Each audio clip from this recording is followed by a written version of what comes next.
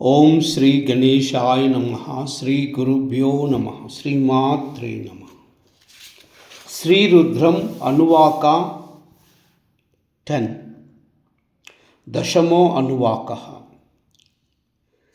द्रापे अंधसस्पते धरिद्र नीललोहिता एषां पुरुषाणामेषां पशूनामाभिर्मा रोषा एषां किंचना ममत् या ते रुद्रशिवास्तनु शिवा विश्वाह भेषजी शिवा रुद्रस्य भेषजी तया नो मृडजीवसे इमागं रुद्राय तपसे तपर्दिने क्षयद्वीराय प्रभरामहे मतिम् यदा नक्षपदद्विपदे चतुष्पदे विश्वं पुष्टं ग्रामे अस्मिन्ननातुरम् मृडानो रुद्रो तनो मयक्षति कृतिच्चयद्वीराय नमता विधेमते यच्चञ्चयोत्स्यमनुराजे पिता तदर्शामत्तव रुद्रो प्रणीतौ मानो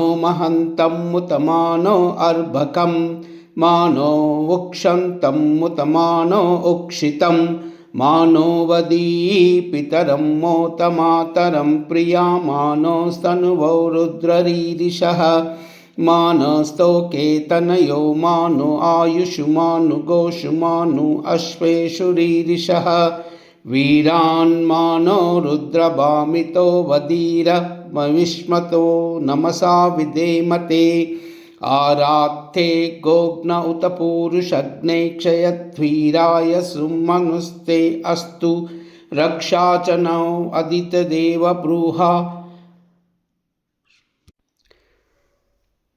न शर्म यच्छद्विभरः स्तुयिस्तृतं गर्तसदं युवानं मृगन्न भीममुपहत्नुमुग्रं मृडाचरित्रे रुद्रस्तवानो अन्यन्ते अस्मिन्निवपन्तु सेनाः परिणो रुद्रस्य हेतुर्नक्तु परित्वेषयश्च दुर्मतिरगायोः अवस्थिरामगवद्भक्तमनुष्यमीडोस्तसोक्ताय तनयाय मृडयः मीडुष्टमशिवतमशिवो नः सुमना भव परमे वृक्ष आयुधं निराय कृत्तिं वसान आचर पिनाकं बिभ्रदागहि विकिरितविलोहित नमस्ते अस्तु भगवः यास्ते सहस्रगुं योतयो अस्मन्निवपन्तु ताः सहस्राणि सहस्रदा भावुवोस्तव तव यतसानो मीशानो भगवा पराचीनामुकाकृतिः।